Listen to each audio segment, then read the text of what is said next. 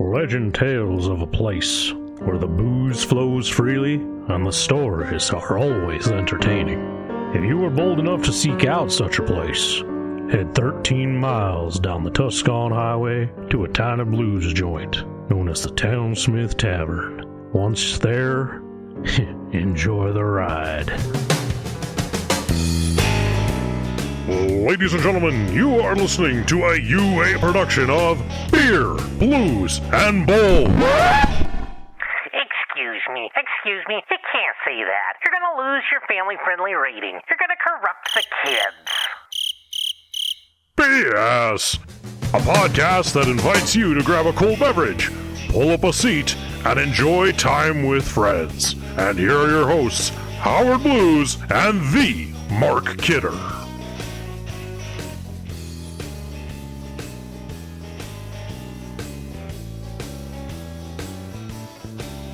Good evening, ladies and gentlemen, and welcome to Beer, Blues, and BS, the podcast that's charging at you like a crazy shopper who's been in line since 3 a.m. to get a deal on a cheap toaster and is armed with bear mace to ensure they get it. I'm your host, Howard Blues, here, as always, with my co-host, the man, the myth, the legend, the Mark Kidder. Kidder, how you doing tonight? Howie Blues! There he is. I'm good. How you doing, my brother?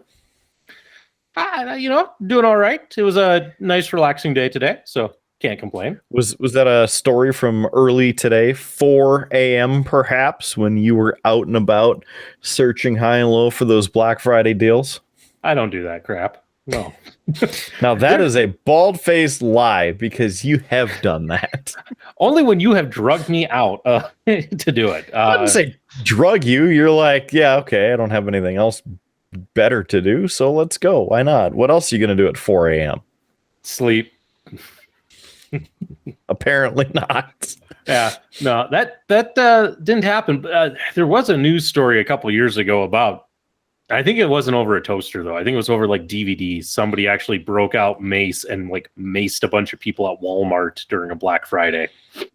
Yeah, very classy. It's showing what you're thankful for at 7 p.m. on Thanksgiving Day, because why not? Yeah, run rampant for a $4 DVD that probably shouldn't even be purchased anymore, because maybe you should buy a Blu-ray, or how about a 4K? Dying technology. But before we get too far, and I'd like to mention that we have a special guest joining us this evening, but I have breaking news.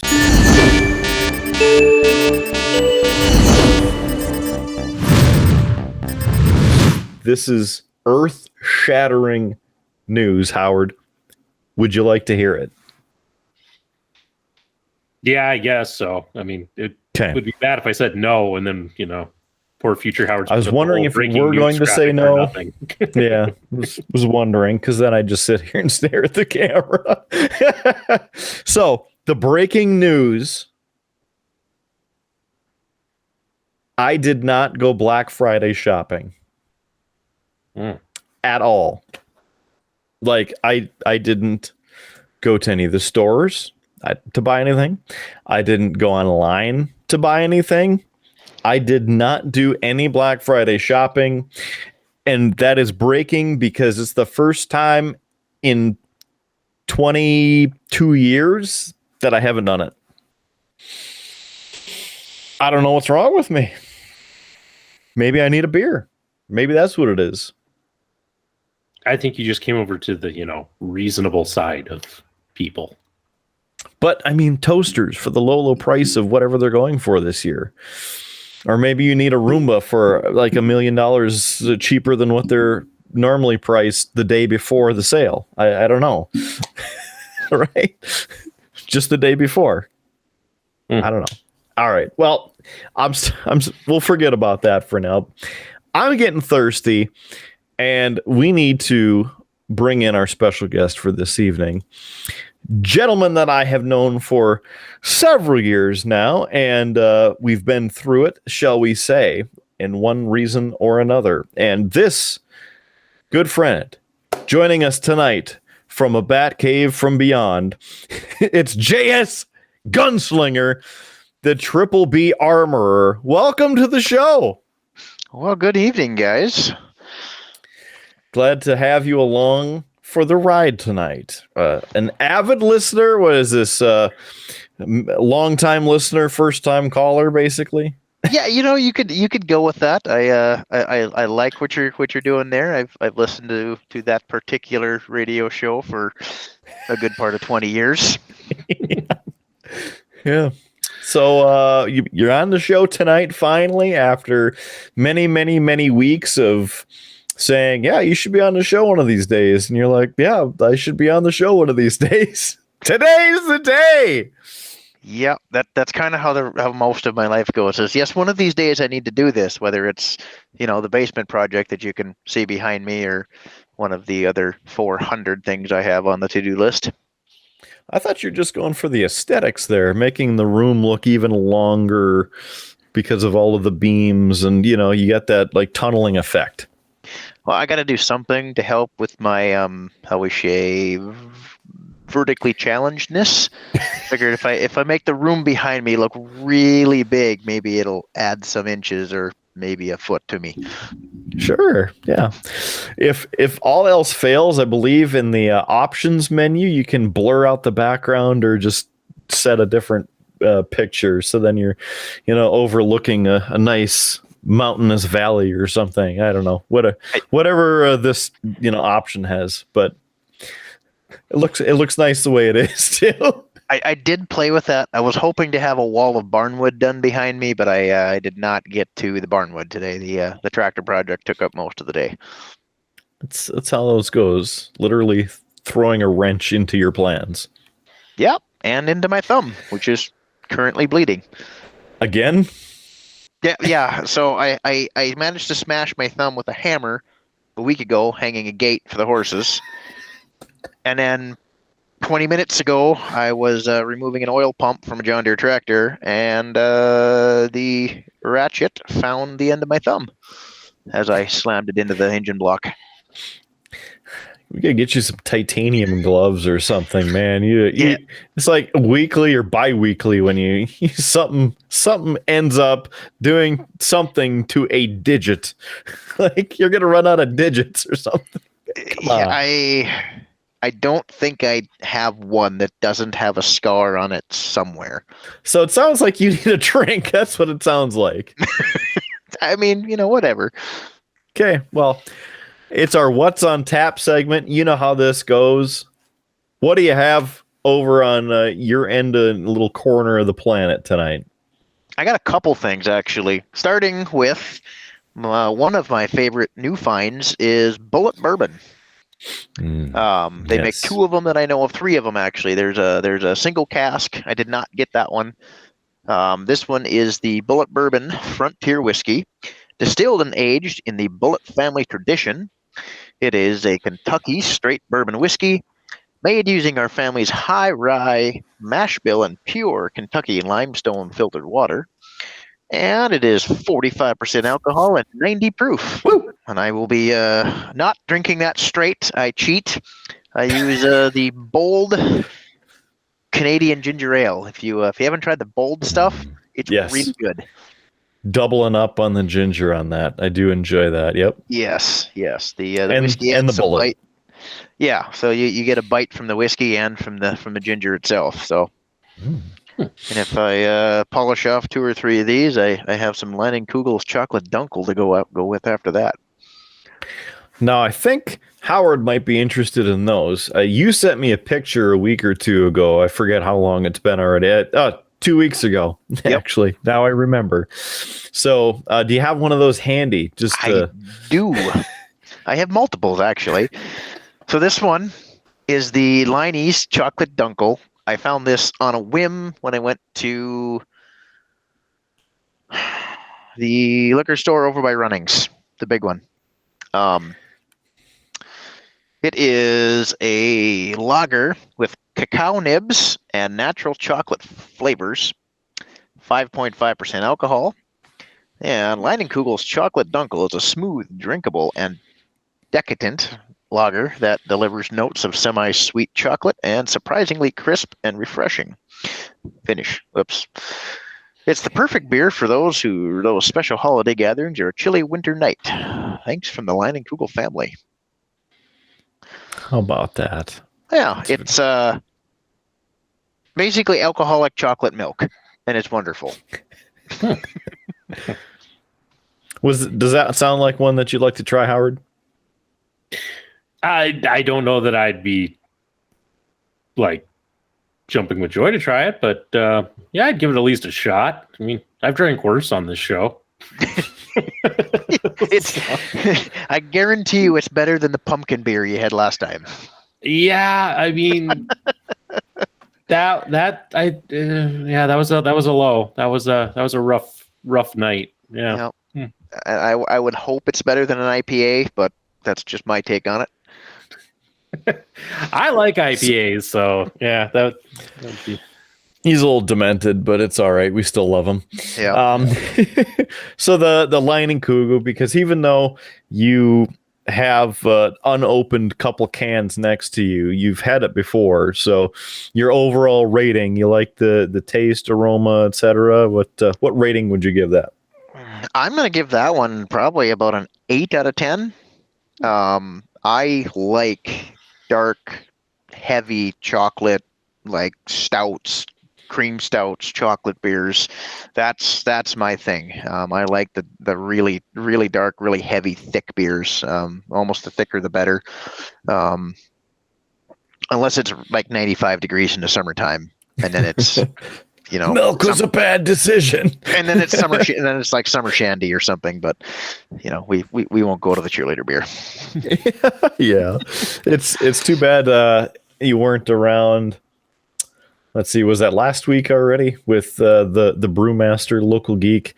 See, all of our weeks blend together. As you know, we record them and then they kind of sit for a couple weeks and they do the magical editing, and Future Howard comes in and sprinkles some editing dust on it, and then they get posted a couple weeks later and whatnot. So all the weeks blend together. But I sent JS a photo of our beer from last week, the homebrew, and I wish that we had some more, but he didn't have any extras in his stock.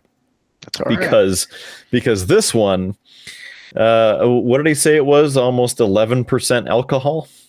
Yeah, it was right around there. Like 10.5 to 11% alcohol in a 12 ounce. That sounds amazing. It was pretty thick. It was thick. I love it. Yeah, I was a little sleep deprived at the time, and I had the one, and that was enough. And I was pretty buzzed and loopy by the time we finished that episode. Yeah, he was good. I needed a couple more, but Howard, what do you got on tap tonight? Why don't you go next? Oh, okay. Well, tonight I have a local beverage of sorts, as in local within the state, from the Rhombus Guys Brewing Company, based between Grand Forks and Fargo and out in Lakes Country. So this is the iconic blonde ale, and let's take a read on the back. The beer. Easy drinking and approachable, the iconic blonde ale is brewed with North Dakota grown 2-row malted barley, a touch of honey malt, and the finest Pilsner malt. These ingredients are accompanied by a small dose of American grown hops. It's tall, it's blonde, and I'll take another.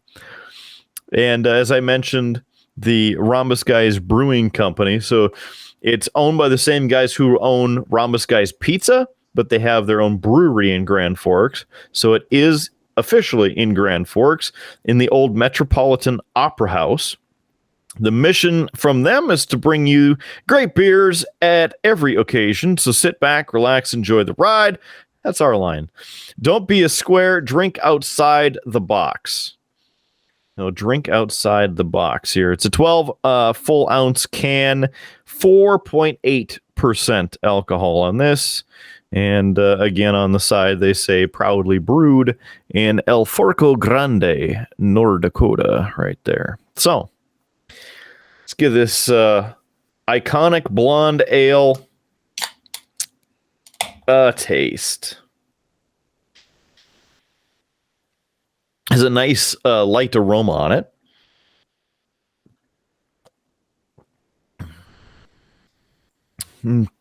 First little hit is a little bit of the hops, so you get a little ale hoppiness, but it's not overpowering, and the rest of the beer helps to again keep it light and get enough of the taste of the ale in there. So not a bad drink, and drinking local with this one tonight anyway. So cheers, gents. Well, how about you, Howard?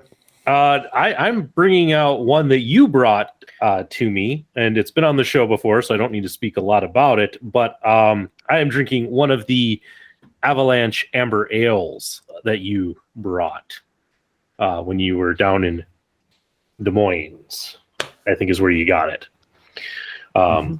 So I won't rehash that. If anybody wants to know more, check out some of our past episodes. So nothing special, but I do have to share, Kidder. I'll give this a taste, and then I got to share something about this. So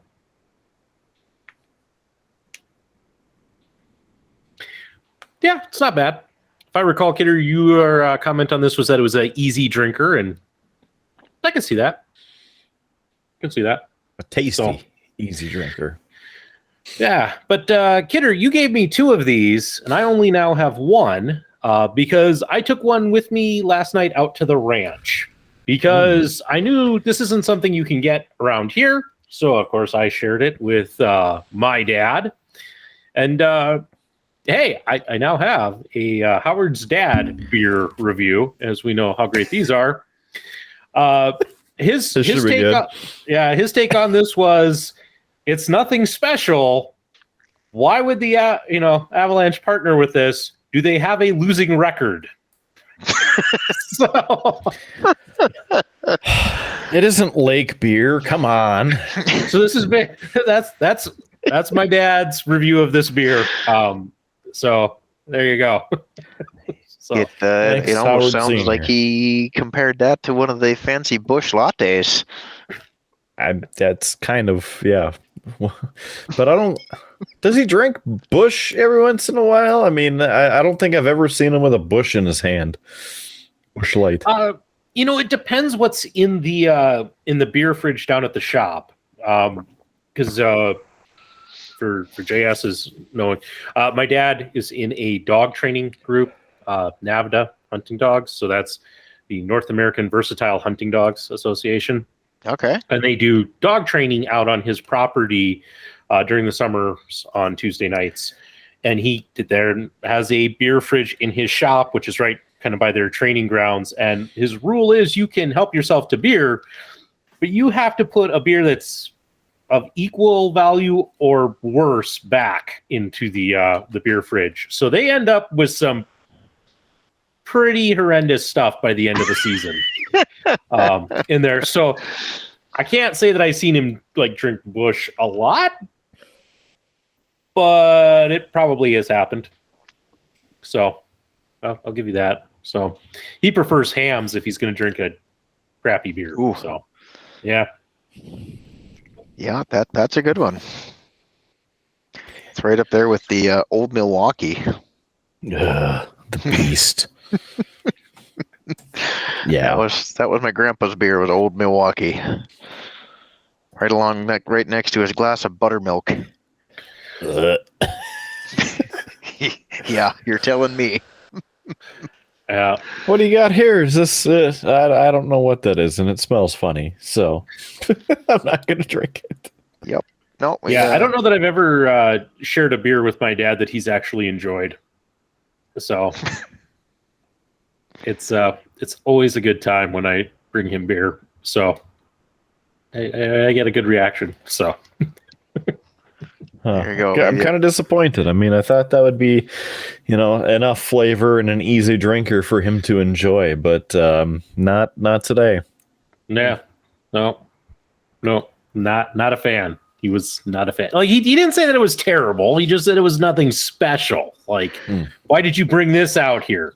You should have brought something good. It was kind of the hint that I was getting. So that's fair enough. I'll get him back at Christmas.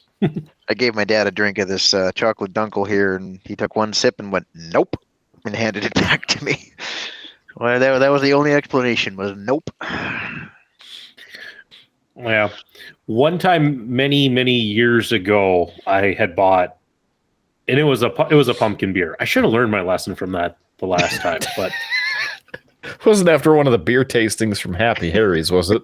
It might have been. I don't recall how I ended up with this stuff, but I ended up with it, and so I was trying to pawn it off on people. And so I was doing the very classic, like, hey, you got to try this, so that people would take it and think that, oh, yeah, sure, yeah, I'll give it a shot. And then it's like, thank you for getting it out of my fridge. And I did that to both him and my brother, and I have still not lived that one down. They're like, oh, Howard, he's always bringing these crap beers. Like that pumpkin beer he brought one time. Oh, how did and I'm just like, you don't get it. I was getting it out of my fridge. So I didn't care if you guys suffered. So, yeah, always a good time. Yeah, I remember. That's. I'm just having like PTSD about the blueberry beers and things like that. And we don't need to continue with that. You sure you don't want to talk about the sangria? Everybody had to have some sangria when they came over. The shells sangria, or the box wine sangria? It was shells. A jug, a glass jug. I mean, I thought it would be classy. Oh, okay, okay. It was only $10, so I mean, I was a little skeptical. Oh, yeah, but it was in a glass jug. Damn it! Ooh, it's Mogan David quality. Maybe. You know what else is in a glass jar? Boone's Farm. Think about that for a minute. Yes, it is, isn't it? It comes in like actual bottles. Yes, it does. Yeah. I'm gonna see if I can find it. A friend of mine brought some shell sangria for the 4th, I think, when they came up, and it was actually really good. So I have to laugh at this, okay? And the reason I need to interrupt and laugh at this is because I go on to Google to just search. My key search or keywords, cheap sangria. It's the first one that came up. Well, college will do that to you. I mean, it was more of a, hey, yeah, I mean, sangria, that's supposed to be good, right? Yeah, not too bad. Okay, so with it not being too bad, I mean, then it should be okay. And I mean, it tastes like berries and stuff, right? Yeah, absolutely. So, okay, well, let's try it then. And there it is. The Carlo Rossi sangria. Oh my. Let's open this up. Oh man, look at this inflation. $17 for a jug now. Man, when I picked it up, that was like $9.88 or something along those lines. But let's zoom in on this bad boy. I mean, you look at this on the shelf and you're going, yeah, I mean, look at that. That guy looks like he's an honest man. I mean, natural flavors, grape wine. I mean, come on. Like, this has to be good. Look at it. It's got some good flavor in it, good coloring. You open it up and it doesn't smell too bad. And then you're trying to pawn off a jug for the next, I don't know, month. You know, after seeing the picture of that jug, I'm pretty sure I brought that exact jug to our first bout of Wee Fest. And it did not go well. Yeah, I think Awesome. Kidder's being kind when he said that it was only a month. I think that lasted for 4 or 5. Maybe. Because it eventually the rule was if you came over to the apartment, you have to drink some sangria. You got to take at least a shot. Yep, we were handing out little glasses of sangria. Like, here you go. Here's your punishment for coming over. Thanks for visiting. Don't say we never gave you anything. Yeah. But any other I mean, you said that you took it to WeFest, or you think that you took it because it looks oddly familiar. And if you can remember it. Sure. I know for sure I've bought one of those jugs after you showed me the picture. I just don't know if it was pre-WeFest or after. But I don't remember much of WeFest when I went, so there's that. That happens. Yeah. But yeah, I know for sure I have drank one of those giant 40-ounce bottles, 128-ounce bottle, sorry, of that terrible drink. Yep. And for anyone questioning of why is he on the show, or does he even belong on the show, that should answer the question, because yes, he has delved into the depressing nature of these certain alcohols as well, and so he has the experience too, damn it. I unfortunately grew up in a very small town and went to the same college that Kidder and I believe Mr. Blues did as well. Mhm. And so yeah, there was a lot of very broke alcohol buying, and things like sangria happened to come up. Good old Happy Harry's. I Yep. always like going to the north one more for some reason. Just maybe because of the loft in there. I don't know. True. Yep. We ended up at both of them enough. I lived a block away from, I think, the one on the south side, so that was kind of our go-to. We rotated through whichever one had the wine tasting or beer tasting that month. There you go. And that was really the best value in college, because show up, get a free pint glass, which I think I still have about 6 of them in the cabinet upstairs. And not only do you get a free pint glass at most of them, but you also get a bunch of free alcohol. So you go through your tables, and there's usually 4 to 6 types of alcohol per table. And I believe at one of the larger tastings, they had 14 or 16 tables. But yep, start to finish. And on the last table, we went light to dark. Oh, yeah. Yep. I believe that was the night that we all tried the blueberry beer at table 14 or 15, and we're like, this is awesome. We need to all get some. So we bought, a 6 or 12 pack, and oh yeah, let's drink this later. This is delicious. And then, 2 days later, when you're like, oh yeah, that blueberry beer, I should go try that. And what the hell is this? This is not what I tasted. Oh, that was at the end, wasn't it? Did you know that PBR makes 100-pack? I want to say that I did, but I haven't seen it in person. They legitimately have 100-pack of PBR 12-ounce cans. It's about 6 feet tall. It's the coolest thing I've seen in beer-wise, if you like PBR. I can go for 1 or 2 here and there, but I ain't going to drink 100 of them. My first thought is they give you 100 so then you can actually get drunk. It is like 3.2 or lower, possibly. It's like that lake water. Yes, I keep bringing that crap up. Howard's dad and his lake water. Lost Lake. Yeah. Lost Lake, yes. I mean, it was lake water base tasting and alcohol content. I believe they call that near beer in in most societies.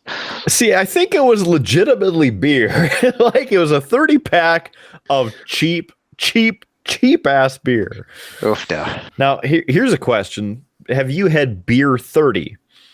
It's not available up in our parts of the region. Well, every 30 is beer 30. Well, correct. And that's actually on the outside of the box. No, I cannot say I've had the beer 30. That is one that has escaped me. They have two different types of beer 30. And there's beer 30 light and beer 30 ice. One's in a purple can and one is in a black can. And with the word ice in it. Just no.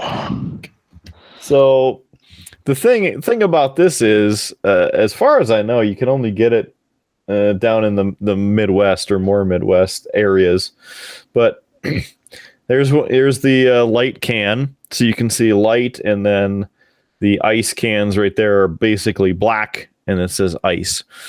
The cool thing is their packs have 30 beers in them, so you can get a light buzz off of them. But the other cool thing, you get 30 of them for $10 to $15. I'm sure now they're more of the $15, but back when we were got a couple of them, they were around $10 for 30 of them. It looks like Coors and Natural Ice had a baby and made that beer right there. I always thought that they were trying to just sucker in Coors fans and just like, oh yeah. Oh wait, what did I accidentally pick up? Yeah, I believe we mistakenly brought a pack of Natural Ice to a beer pong tournament one night. That was not a smart idea. Natural Light is bad enough. Natural Ice is terrible.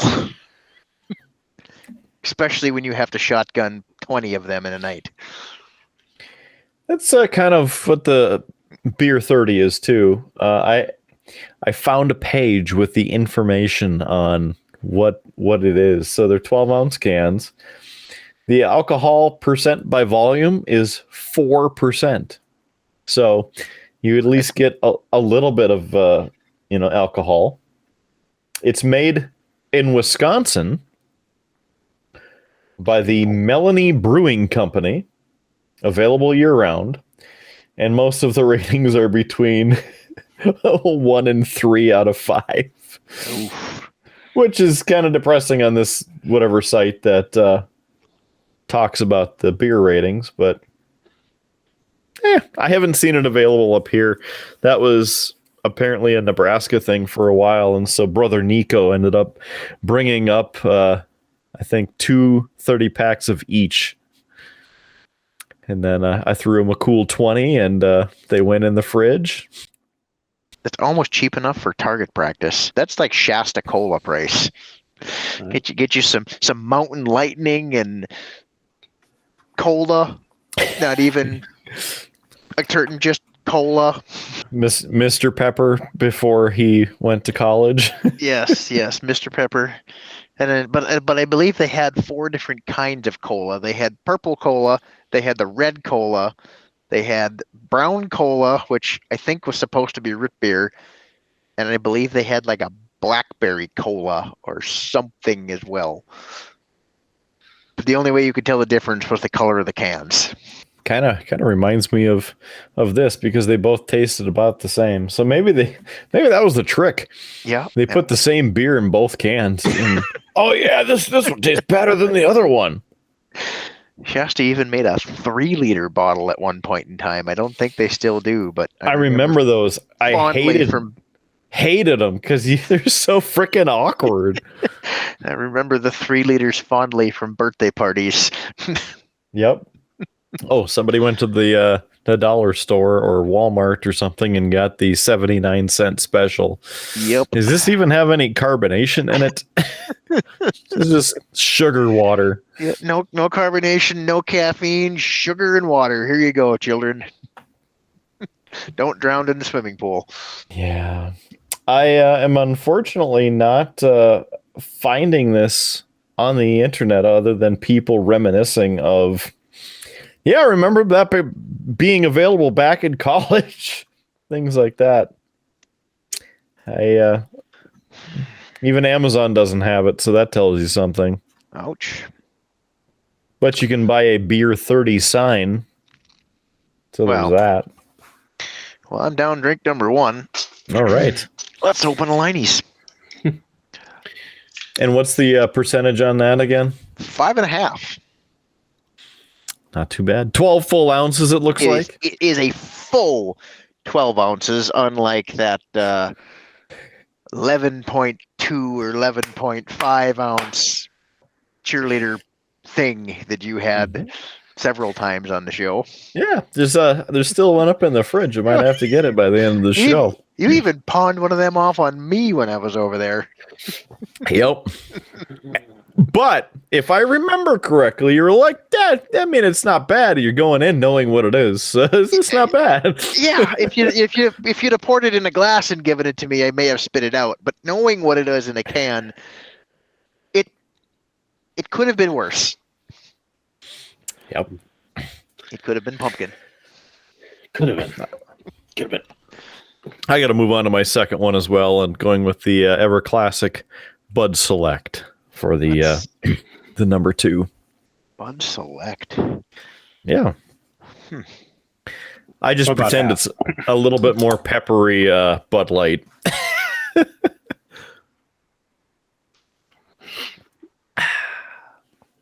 So, JS, you give us a kind of a quick summary of what you're up to, what's going on.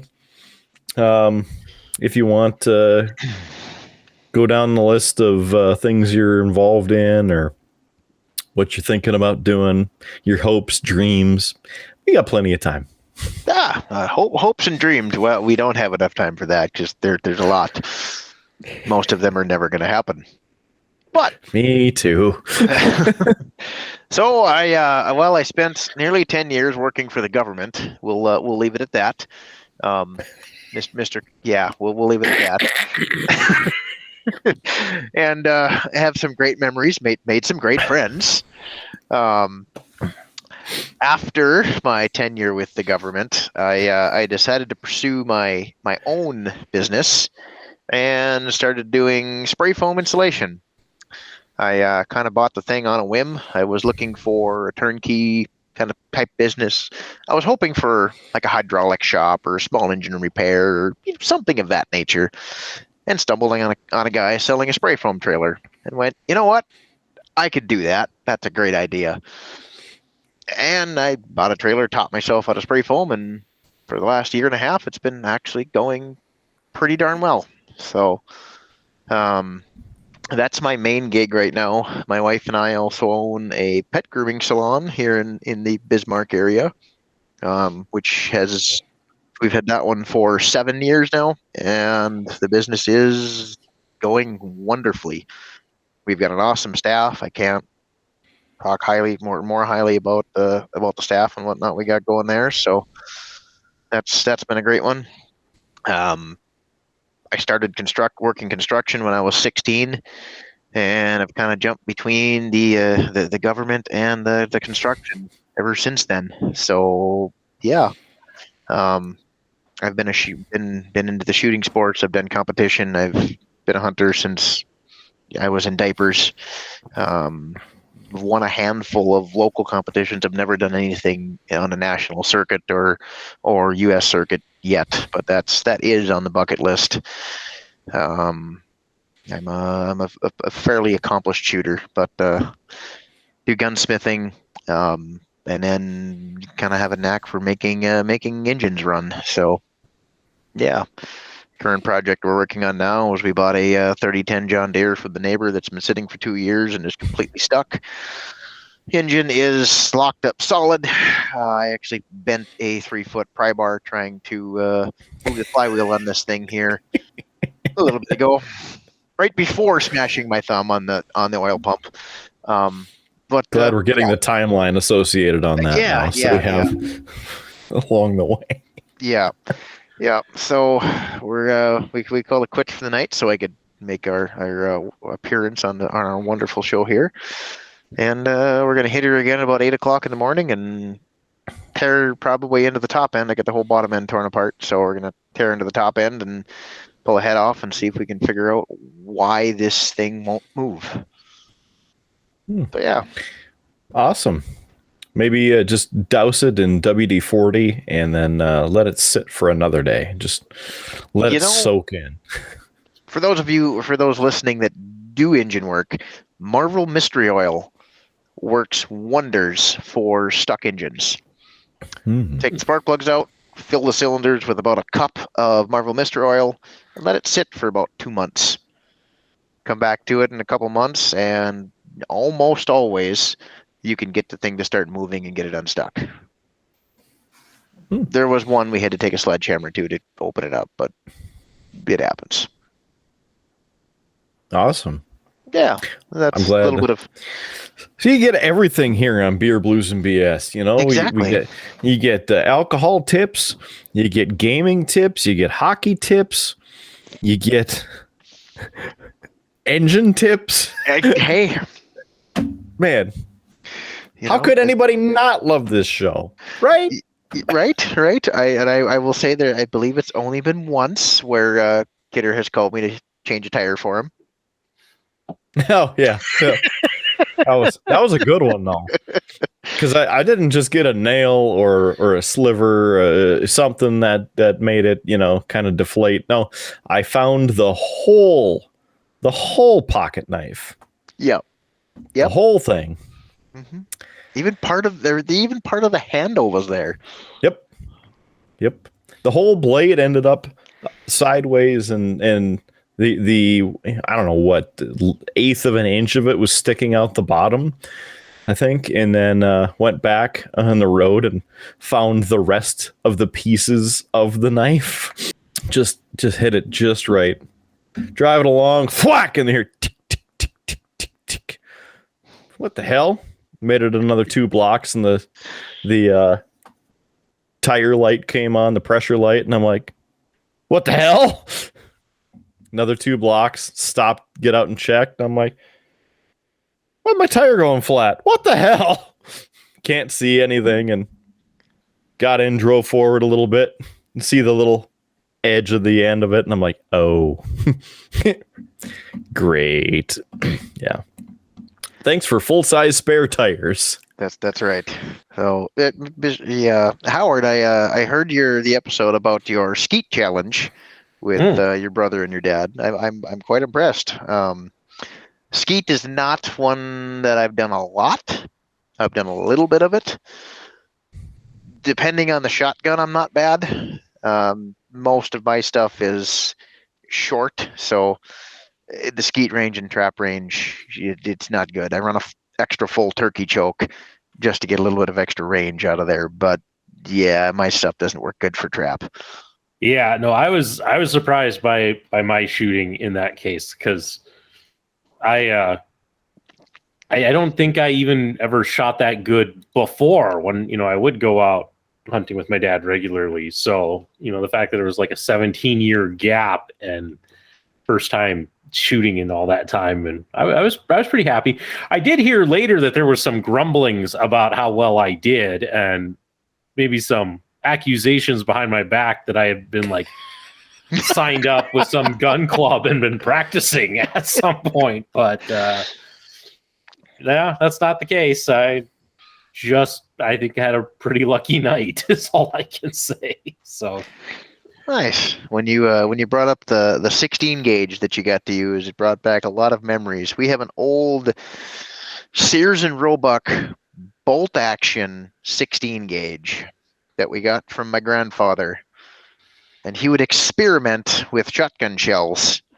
So if we ever found a shotgun shell with a black line drawn across the back of it, we knew that one was going to hurt. Max loads were only a suggestion for those for the ones with the line. yeah, Suggested max loads. Yep. Oh, gotta love that. Yeah. Have we talked about shooting the judge before?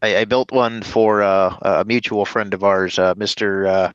Pafoo, and that one turned out pretty damn good. I even built one for my wife. Any special elements to the one for the missus? Yes, actually, it's an 11.5-inch 223, and it is painted robin's egg blue. Ah. We were at a large box store and told her to pick out a color for her rifle, and she likes teal, so she went that one. And we did a dry brush technique on it, so it actually looks pretty darn cool. Oh, nice. I need to upgrade the trigger in it. It's just still got a mil spec trigger, so it needs a little bit better trigger in it, but it still shoots good. I like it. Yeah, it sounds neat. I'll hopefully get to check it out one of these days when we're not upgrading lights or other random things. So, I see his headset must have died too, so that's super awesome. All right. Whoa! You missed it.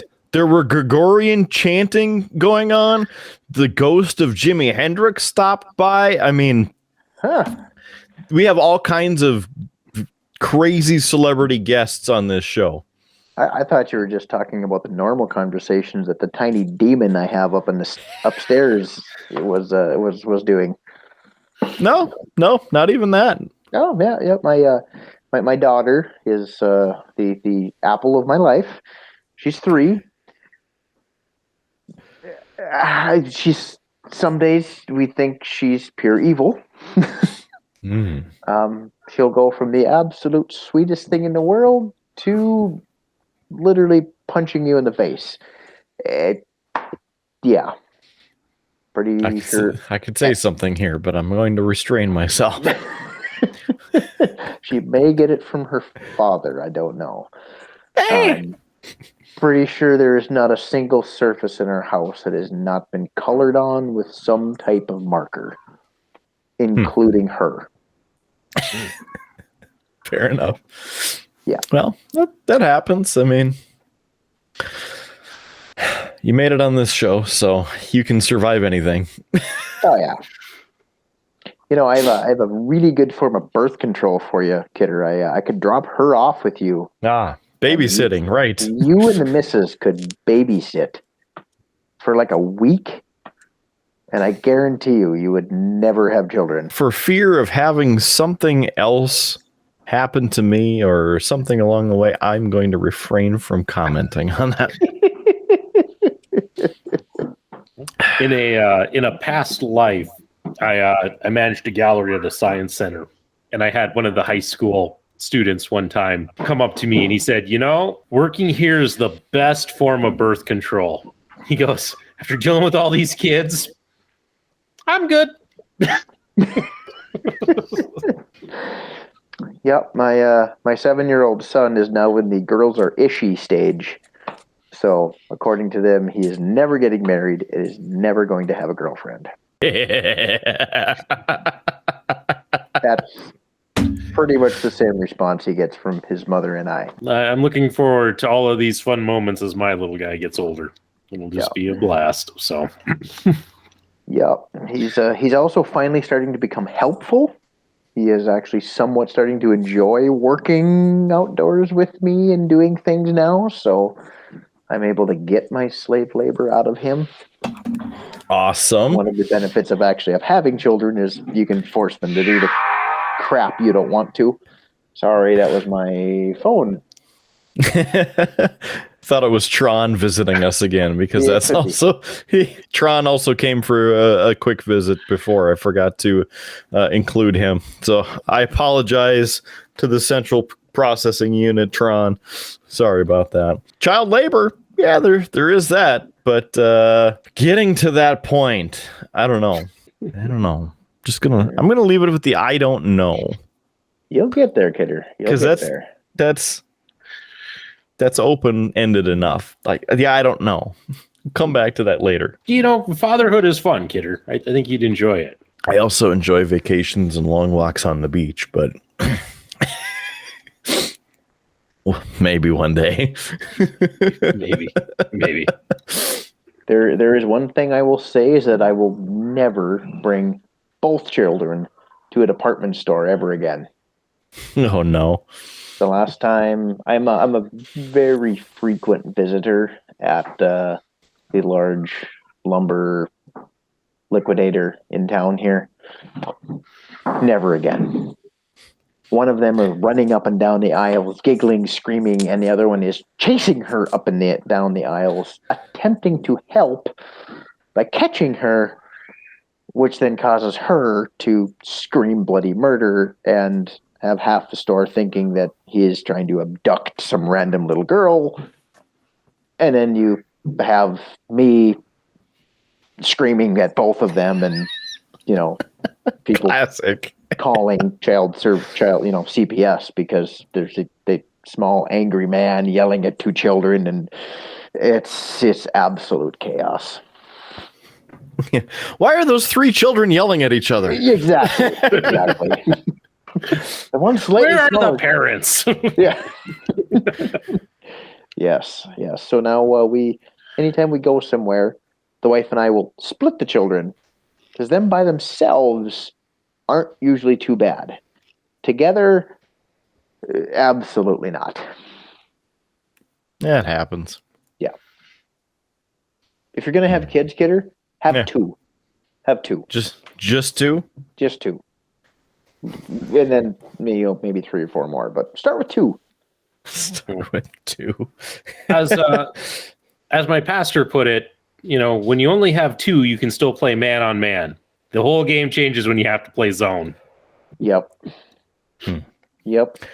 Right now we're split evenly in the house, so there's 2 boys and 2 girls, so we're good when it comes to the voting. We can leave it at a dead tie, and it's okay. I don't know what's going to happen if there's a third one that gets thrown in there. I think if it happens, you just have to have 8 at once, because then our family can run the neighborhood, take over from all the other hoodlum kids in the neighborhood. Well, get off my lawn, or I'm going to send my army. You got to break into P-Rock somehow. I guess. Yeah. That's at this point I think it's been broken in, and there's also I think there's another one up around the corner at the apartments nearby, because 5 o'clock in the afternoon, I don't remember if it was a weekend or a weekday, but happened to be driving on by on my way home, and there is a small child out there too by the bike path, pants down, facing the roadway. Yes, because the apartments aren't bad enough. Just face the roadway near the 4-way stop. So 2 intersecting roads, major roads. Just let it go. You're 7. It's fine. Whatever. Not that your parents may have taught you something different of going inside or around the corner by the dumpster. Something simple. No. And there, they don't have an excuse because there's no P-Rock over there. See, we're out in the sticks somewhat out here. Our closest neighbor is 80 acres away. So my son, rather than using the inside bathroom, will go outside to use the bathroom. We have him trained about as well as the dog, so The sad thing, is maybe the benefit, obviously, because you have all of that space, so it's fine until you get into a town and somewhere where you're hey, this room only, that's your location. But also on the bad portion of coming into that comfort level of being out in the sticks, only you and all of the CIA satellites above can see what you're doing. Exactly. I only think every now and then that the radar top hat to the north of us is watching us, but hey, what do you know? Your favorite FBI agent needs something to do at 7 o'clock on a Saturday. Exactly. Although my child has done the whole Big Daddy scene and has peed in a bush in the school or a department store. I don't remember where it was, but yeah, he straight up peed in a fake plant. Gotta water it. It's, Looks thirsty. you know what? It happens. Welcome to farm life. You know, Kid, I gotta say two things. One, this is great to have a guest who brings up these things. You know, usually it's only me. It's nice to have somebody else throwing the references back. It's nice. It's a great change. Mm-hmm. But the other thing, I don't know if I told you this. When my brother moved into his place, we were helping him move in, and he's got a large decorative rock in his yard. And one of the times as we were bringing stuff in, I couldn't help but notice that it had a wet spot on it. I think his hoodlum kids next door may use his decorative rock as a pea rock, so he's got it in his front yard. So I didn't have the heart to cameras tell him up that. out there. Put some cameras up. You can't have that kind of vandalism. It's okay. Now he's got Bo, so you know. And not that like Bo is friendly, but you know, a giant English Mastiff coming out at you might get some kids to think differently about peeing on that rock. Instead of just the rock, they end up peeing on the grass and the sidewalk as they're running away, and their pants as they're pulling them up. My son gets excited for fresh snow because that means he gets to write his name out off the deck. Perfect. Quite the artist you're growing there. Yes. He's actually gotten into drawing and sketching now lately. That is his new kind of hobby. Aside from bugging me constantly about wanting to forge a new sword or a new knife or wanting to get the forge going again, he's gotten into drawing and sketching and whatnot. And he's actually doing pretty darn good for a 9-year-old. He showed me some of the stuff he drew of Mickey Mouse, and it looked just about identical to like the old like Steamboat Mickey first generation Mickey Mouse. It was awesome. Good work. He gets that from his mother because I can do like a stick man kind of. Always helped in those government drawings. Yeah, you've seen the government drawings I could do very well, but you've seen my handwriting, Kidder. It is terrible. Some days, yeah. Is that a 6, a 0, or an A? All of the above. Yes. You will have to read the sentence for context because I don't know. You're like, that is my handwriting. What did I write here? Where is that? Let me carry the 1 and Yeah, I think it says 42. We're going to go with that. Yeah, the meaning of life. Yes. But yeah, that's something that forgot to bring up too about your forging and creating different art pieces, for lack of a better term. I mean, they're utility pieces, but they're also very artsy in how good they look. So the kiddo and I have Good Cop Customs. We've only made a couple of them so far. Our first one, him and I made together. It was an awesome time. He was, I think, about 7 when we made our first one. We took a piece of sucker rod that it's the rod that runs the oil derricks out in the western part of the state. It's not quite hard enough, but it works great. It's easy to maneuver, it's easy to move, it's easy to forge. So we made our first knife out of that, and it turned out quite well for our first one. We took a piece of oak that we found on the farm out here and made a handle. We even ventured into the hidden tang on the first knife.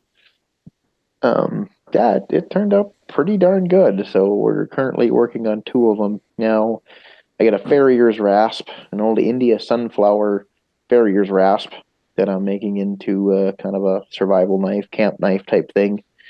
And then I went kind of off the wayside, and I took for the second one, it's a small little letter opener, but I took a nail drive out of a Bosch construction stapler. I used to work at a local tool shop here in town and did a lot of tool repair. One of the things I got frequently was air nailers and air staplers and whatnot.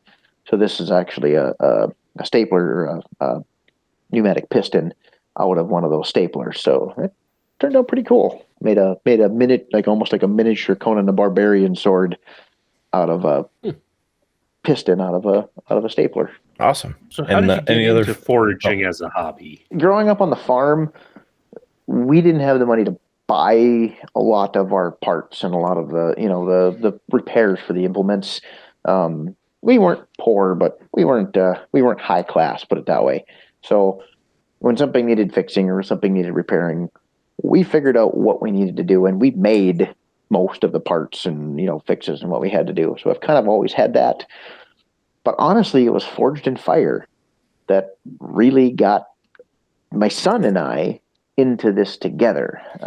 I'd been wanting to make knives for a long time, and I've done a couple little tiny things that shouldn't even be qualified as a knife. But this one, the kiddo and I finally found something that we could do together that he and I both liked. And we started watching the Forged in Fire on TV, and I recorded every single show they had, and him and I would just watch and just binge watch the things, and he got into it and said he wanted to do it. So I figured, you know what, we're going to do this. I built myself a forge and found a bunch of blacksmith tools, and we just went at it. Yeah, that I've watched Forged in Fire. I think that's a fantastic show. That to me is kind of reality TV done right in a lot of ways, because it's the thing that impresses me so much about that show is just the contestants. One, their skill levels are incredible, but I have yet in any episode I've seen, I've never seen anybody leave that show throwing a fit. I've seen everybody who comes out of that, it's always like, well, I just didn't have it today. That was a tough challenge. I didn't get it, but kudos to everybody else moving on. It's great. It's not drama. It's actual showing of skills and talent. So it's a cool show. My wife and I have watched quite a bit of that recently, but no, it's cool. It's cool that you, and I will say, I've always thought farmers are amazing in their abilities to do that. We don't have this. Well, what can we make, to make it work? Farmers are some of the most ingenious people out there.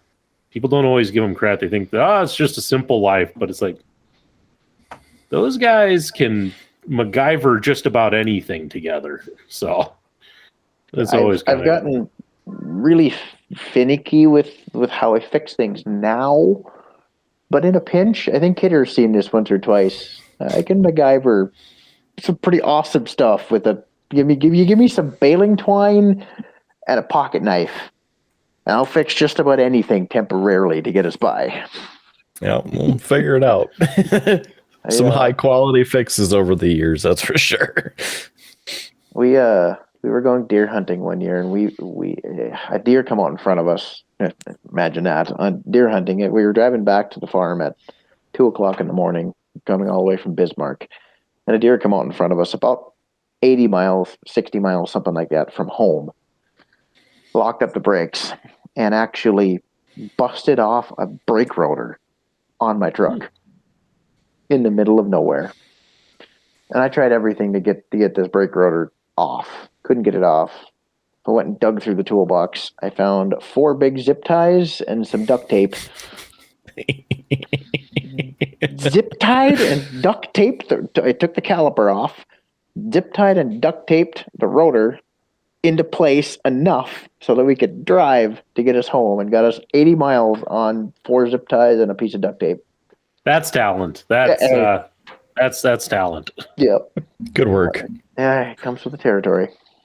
Mm-hmm. Electrical tape and a leather glove will patch a radiator hose if you're ever in need. If you're going to use the ditch water, put your sock over the jug when you pour the ditch water into the radiator, because that way you filter out all the particles and the grass and whatnot before it goes into your radiator. Tips with JS. on Beer, Blues, and BS. Just think of what we can add to the show. Well, we've been thinking about a lot of that, but how do we get there? Right. You're getting us half there at least. We could do a call-in tip line, and people could call in with their mechanical problems, and I'm pretty sure I could come up with some sort of redneck fix to get them by, at least temporarily, for whatever their problems were. That's probably the first episode that we'll do when we figure out creating a Patreon and we get more than 20 followers. So then we could do a live edition. Hey, Schenectady, New York, you're on with Triple P here. Oh, awesome. That is still a terrible Larry King impression. But you got it. That's the point. You got it. Only because you did it on the show once before. That's the only reason why I know. One of the last episodes I listened to was Kidder's constant Larry King impressions. I'm sorry, I'm not old and crotchety enough yet. I can't get there. You look crazy. I went Vince McMahon there for a second, though. I mean, more of a McMahon, yeah.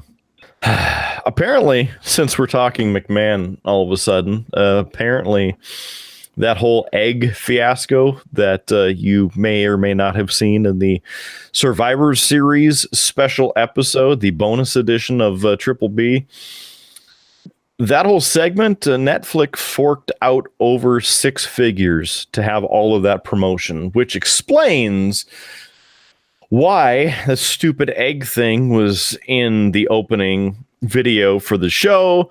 McMahon had 3 segments of it on the show itself, why Red Notice was the sponsor for Survivor Series, and why it trickled over into Monday Night Raw the following night. I will say the only thing I know about anything you just said is I do know who Vince McMahon is. Vincent Kennedy McMahon, damn it. Other than that, I don't know a single thing about the whole world of wrestling. So It's all right. You're not missing much. Basically, WWE, as Kidder said, got a lot of money from Netflix to promote the movie Red Notice, and they thought The Rock was going to be at Survivor Series and the Raw after. So they were having planned all of this stuff. Turns out he couldn't be there. So the best they could come up with was getting one of the prop eggs from the movie, because the movie's about these 3 Cleopatra eggs. I did watch the movie. Good movie, by the way. So they had a whole kind of storyline running that The Rock had given Vince McMahon one of these eggs, and he was showing it off kind of throughout Survivor Series, and then it disappeared, and there was the whole, like, who stole the egg? And they had kind of a whole mystery that went on to the next night on Monday Night Raw, and it ended up being some guy, Austin Theory, had taken it because he wanted to take a selfie with the egg. That was the payoff to all of it. It was pretty terrible. This will date me a bit, but the last time I followed wrestling was when Scott Steiner, Kevin Nash, and whoever the third one was created the NWO. That's Hulk Hogan, brother. Yeah, there we go. I didn't know who the third one was. Yeah, that's how long ago. And it was when they created the NWO. Like, Sting was still he's still wrestling. Character. Don't worry. Isn't he like 80? Yeah, close. I mean, 70. I saw him 2 weeks ago. Yeah. I mean, yeah, that's how long ago it was. Big Papa Pump was a daily feature. Old WCW right there. Wasn't that like 97? Yeah, something like 98? 96, 97. Yeah. Diamond Dallas Page was another one that was popular at the time. Yes. DDP. Yep. Yeah, that's how He owns long a yoga ago- shop now. He does Diamond Dallas Page's DDP Yoga. Will say that he helped save the lives of several former wrestlers from around that time. Got them off the drugs and pills and alcohol and stuff. Cool. Like Jake the Snake, I think, was one of them. I do Jake the remember Snake him. and Scott Hall. Yeah. Mm-hmm. Yeah. I do remember Jake the Snake. He had that big, like, yellow Burmese python that he would bring into the ring with him. You ain't got this friggin' snake here, and Macho was like, yeah, there's just the snake's gotta bite me. Just let the sucker bite me. And I was like, you want him to bite you? And I'm like, yeah. Ooh, yeah, just let him just will bite me, or else people aren't gonna believe it. There you go. It's been a good part of 20 years since I've watched anything wrestling. Well, I would say you're not missing much. In fact, I probably wouldn't be watching, except I now host a podcast and we sometimes need content. All right. So, All right. Kidder knows that. So, I don't watch much TV at all anymore. I've come to the point in life where work and projects are more important than watching TV. The wife will binge watch things as she's working on things. She has the ability to do two things at once. I, however, if there's a TV on and it's remotely interesting, I stop whatever I'm doing and just stare at the TV like a 5-year-old. And yeah, so I can't. I just don't have TV on when I'm doing projects. It happens. It happens. I mean, we still try and keep up with wrestling and whatnot. Haven't watched SmackDown yet or Rampage from tonight, but earlier today watched Wednesday's Dynamite from All Elite Wrestling, and wanted to talk about a couple things with that. That was good. But Monday Night Raw from this past week, of course, as a reminder for those who aren't familiar, maybe like JS there, but that is a 3-hour show on USA every Monday, and I made it through in 4 minutes. Yeah, that's the quality of things right now. So, as for go ahead. About as long as I'd be able to watch it would be about 4 minutes. Yeah. That was the whole episode. Yep. Oh, that was Raw. Yeah. Very, very disappointing with the quality of things right now. But made it to Wednesday night with All Elite Wrestling's Dynamite. That show opened with CM Punk coming out, and then getting interrupted by Maxwell Jacob Friedman, MJF, and having a 20-minute promo. That was awesome. I bring this up for a couple reasons, because, you know, some people say they're in a feud between WWE and AEW. A lot of people, mainly WWE, says, there's nothing to worry about. We're not in a feud with them. We have our product. They have their product. Well, it was funny this week because in the promo, it happened to be brought up about CM Punk doing a couple John Cena 5 moves of death during the pay-per-view, which was hilarious. If you haven't seen Full Gear or our analysis of it, you can check that video out. But John Cena appeared with CM Punk doing his 5 moves of death, basically. So MJF makes light of that, someone you can't see. CM Punk ends up calling MJF a rip-off but terrible version of The Miz, which I thought was hilarious. I'm like, yeah, the similarities are quite outstanding. And they even bring up Triple H, the King of Kings, in that. And MJF saying CM Punk can't beat him.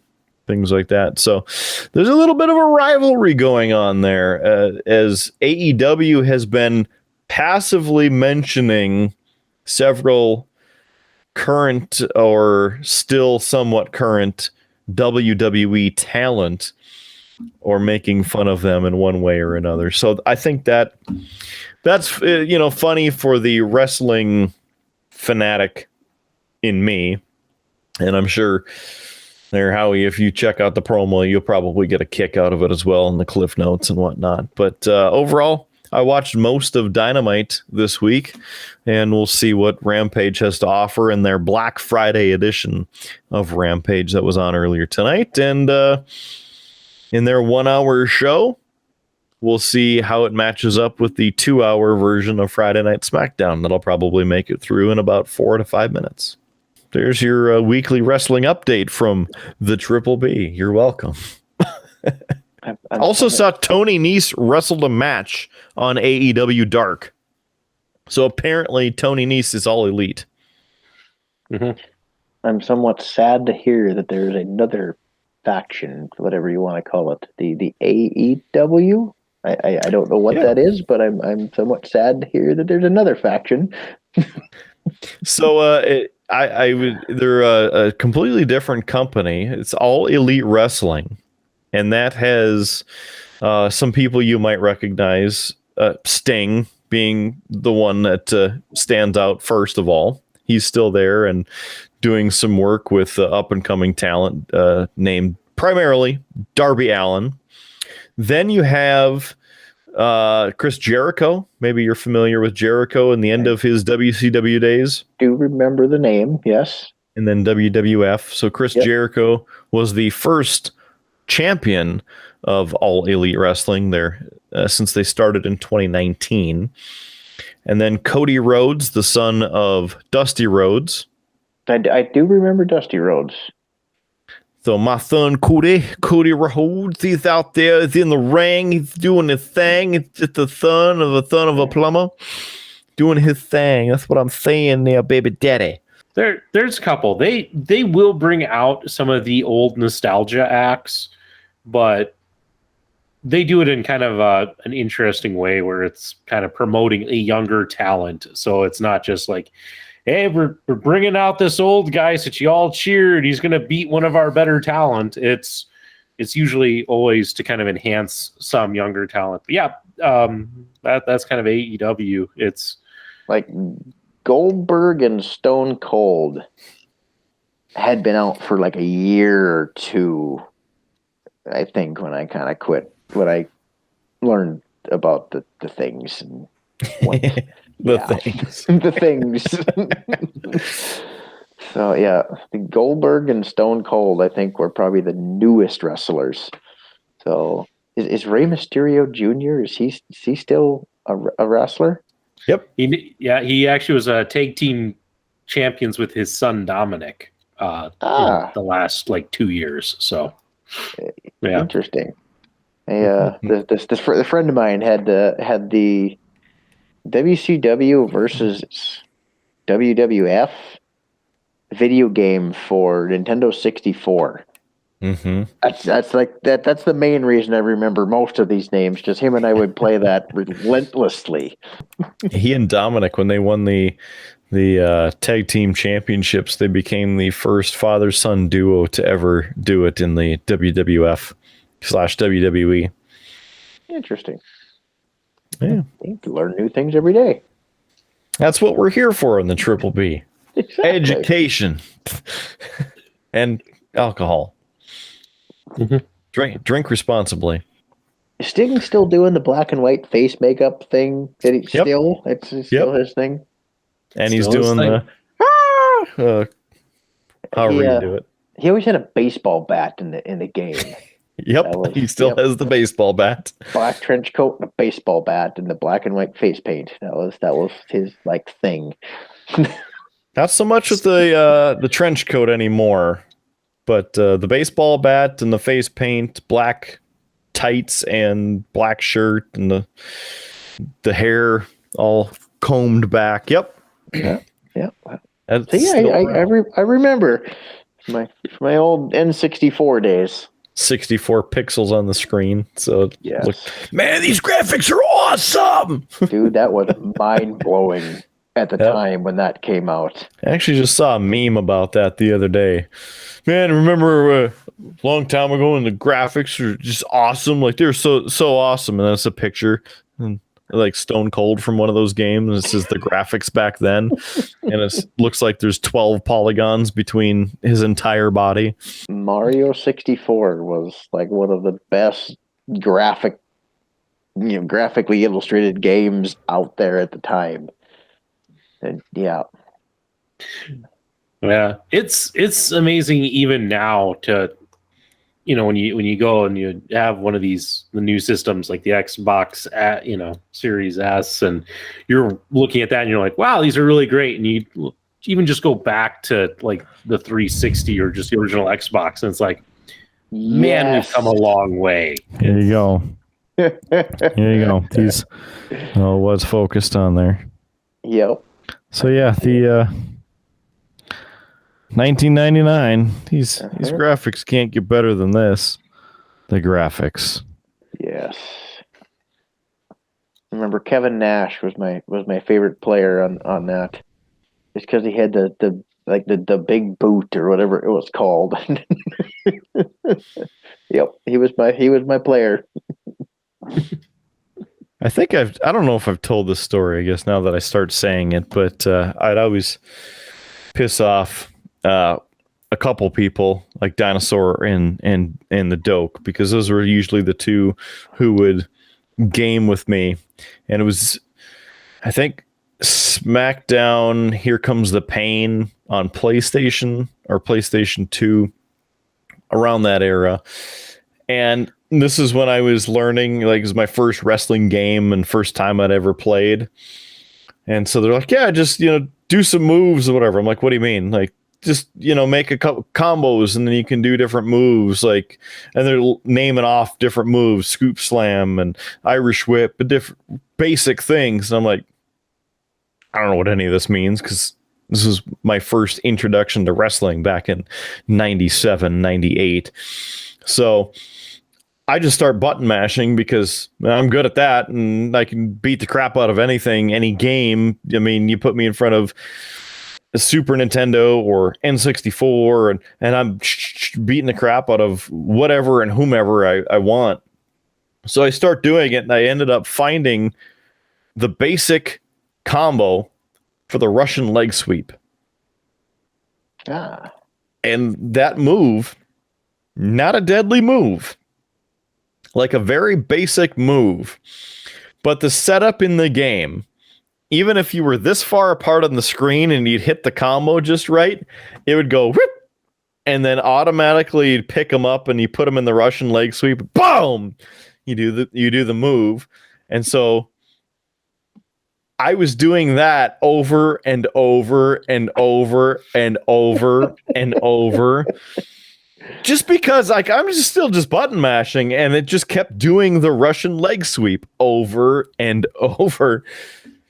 And they were getting so pissed because I was killing their dude with one stupid move, the Russian leg sweep. And I beat up their characters so much that how do you pin? Oh, you hit the square or the triangle or some stupid thing and pin, and I'd win the match. And they're like, I'm not playing this crapper game with you. Like, this is stupid. And I'm like, yeah, I don't know what I'm doing, but I won. Yeah, Russian leg sweep for the win. So that was the first move that I ever learned in wrestling, of what it is and how to do it, the Russian leg sweep. So thank you very much, SmackDown. Here Comes the Pain. I saved up as much money as I could when I was 9, 10 years old, however old I was, and I bought a 64.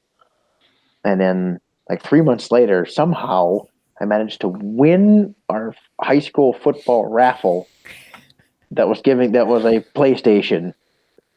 So I had both at the same time, and that was awesome. I got really into Tekken 3, and yeah, it just kind of went downhill from there. Did end up getting an Xbox think I have the 360. Is that the semi-newer one? I don't know. I don't even know anymore. Man, it's like 10 years ago now. Yeah. I turned it on about 2 months ago, just because the kiddo was asking about it. Then I think I have Battlefield 3, maybe 4. I don't know. One of the two. We were playing a little bit of Battlefield for like 4 hours. If it's Battlefield 4, we could play. It could be. Maybe it's 3. Frosty is one of the characters. Yeah, you can see my knowledge of video games. I don't even know which one I have. It's all right. But prior to that, it had been at least 2 years since I'd turned that thing on. You turn it on and all the dust blows out the back, coughs a couple times. Yeah, it updates for like an hour and a half. He knows exactly what you're talking about there. He's like, you're speaking my language. Yeah.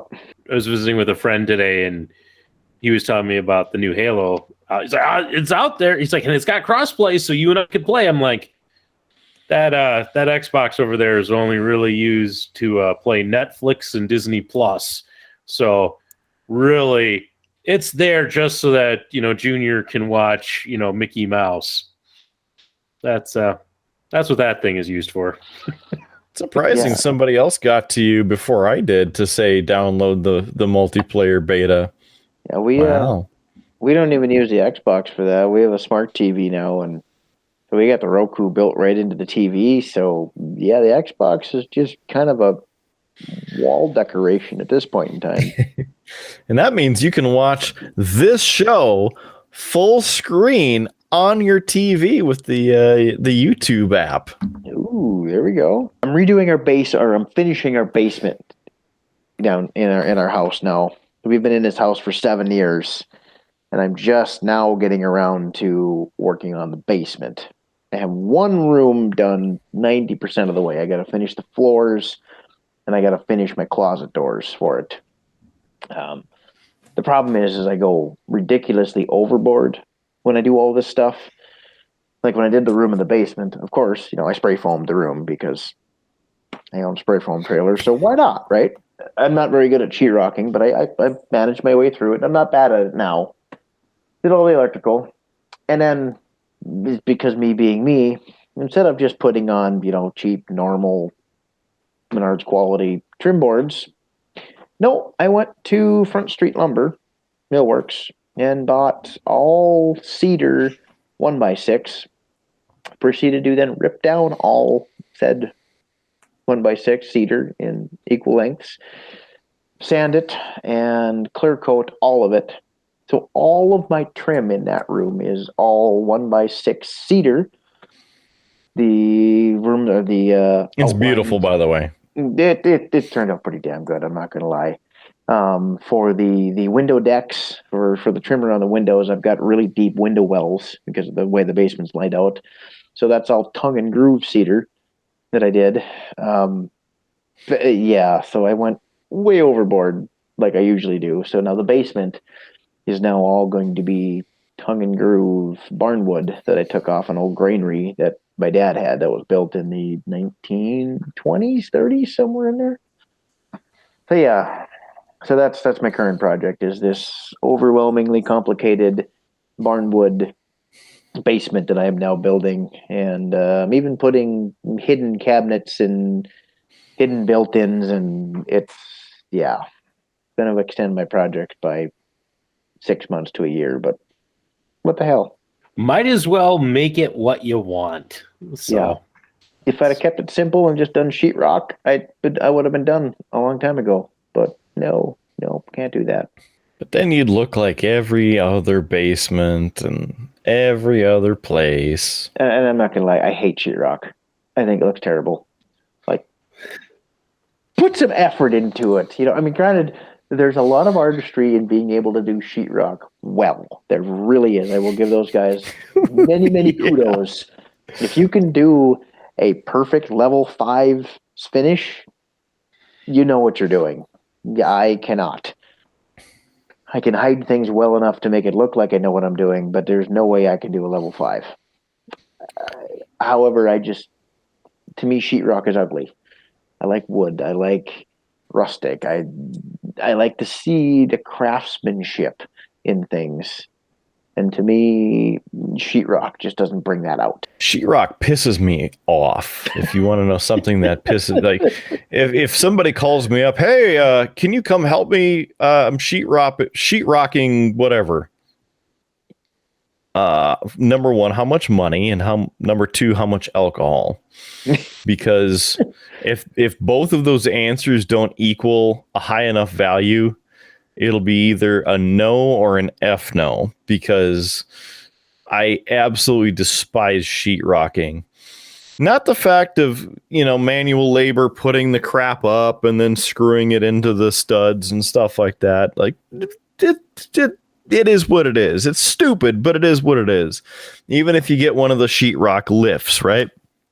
No, it's the ultimate stupidity behind sheetrocking something, because you don't have square walls. It's not exactly square. So then when you go and you have a section and then you measure it out 30 times, go over here and you do this and you go, okay, it's going to fit in here and it'll do this. And then you write it down. So then you're not just mentally keeping notes, and then you bring it over to the piece and then you draw it out. And then you're like, okay, you know what? Because I'm not completely sure, I'm going to pick up the whole piece and then put it up here. Does this look, this looks about right? Like it should fit, right? Yep. Okay. All right. Here, no going back. Okay, here we go. And it doesn't fit. See, the nice thing about sheetrock is you only have to be within a 1/4 inch. There's lots of the professional rockers that only take their measurements by quarter. So if their sheet is 26 3/4 long, their measurement is 26 3. You only got to be within a 1/4 inch because you got all that sheetrock mud that you can fill all the gaps and cracks and everything else with. That's the nice part about it. But yes, I definitely feel your pain. I don't know about that 1/4 inch thing, because I'm pretty sure that we were well within the 1/8 of an inch range or less, and it still was off by 1/3 to half. So I don't know. These homes just aren't what they used to be. That's what it is. Get off my lawn. Yes.